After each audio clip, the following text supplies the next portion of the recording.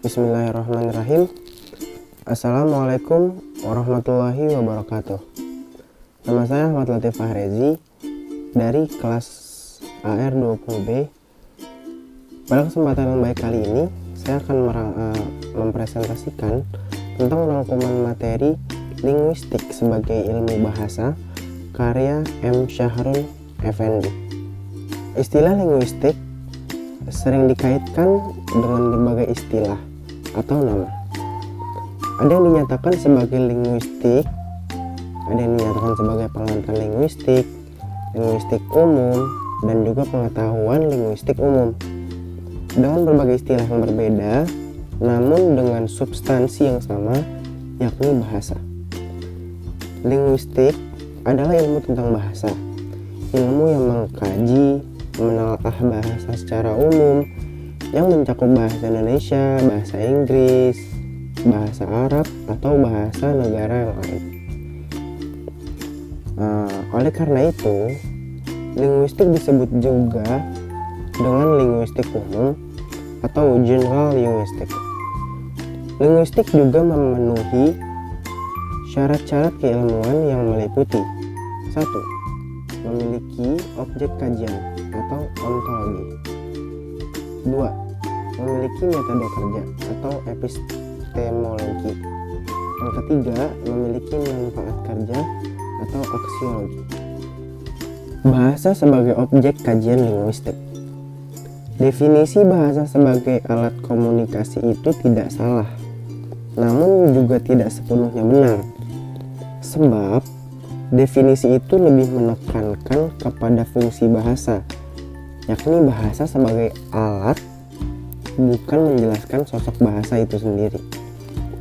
Bahasa sebagai objek kajian linguistik harus dipahami dari sosok bahasa. Jadi, dalam hal ini, pertanyaan utama harus dijawab adalah apa bahasa itu, bukan apa fungsi bahasa. Beberapa ciri atau sifat yang hakiki dari bahasa itu berdasarkan Cair tahun 1994. A. Bahasa adalah sistem. Sistem berarti susunan teratur berpola yang membentuk suatu keseluruhan yang bermakna dan berfungsi. B. Bahasa itu berwujud lambang. Bahasa adalah lambang. Lambang-lambang bahasa diwujudkan dengan bentuk bunyi yang berupa satuan bahasa seperti kata atau gabungan kata. C. Bahasa adalah bunyi. Bunyi yang termasuk lambang bahasa adalah bunyi yang dihasilkan oleh alat ucap manusia. D. Bahasa itu bermakna. Bahasa itu adalah sistem lambang yang berwujud bunyi yang dihasilkan oleh alat ucap manusia. Bahasa itu arbitrer. Yang E, bahasa itu arbitrer. Arbitrer artinya adalah tidak ada hubungan yang bersifat wajib antara lambang bahasa yang berwujud bunyi dengan sesuatu yang dilambangkan beserta konsep atau pengertiannya. F. Bahasa itu konvensional. Artinya, meskipun penggunaan lambang bunyi dengan yang digunakannya bersifat arbitrer, tetapi penggunaan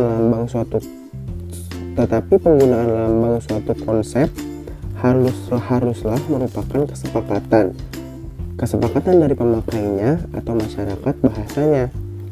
G. Bahasa itu produktif. Walaupun jumlah unsur-unsur bahasa itu terbatas, tapi dengan unsur-unsur yang jumlahnya terbatas itu dapat disusun satuan bahasa yang jumlahnya relatif tidak terbatas, sesuai dengan sistem yang berlaku dalam bahasa yang bersangkutan. H. Bahasa itu bersifat unik di samping universal.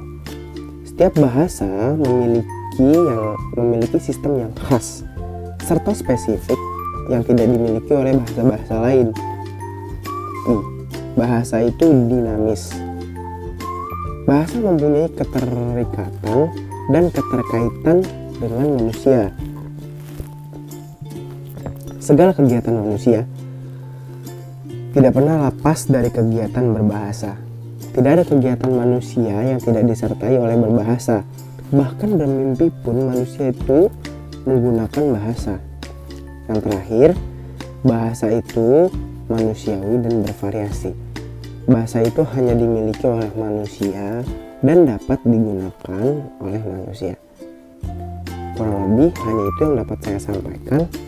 Lebih kurangnya saya memohon maaf apabila ada kesalahan dalam penggunaan kata. Wabillahi taufiq wal hidayah. Wassalamualaikum warahmatullahi wabarakatuh.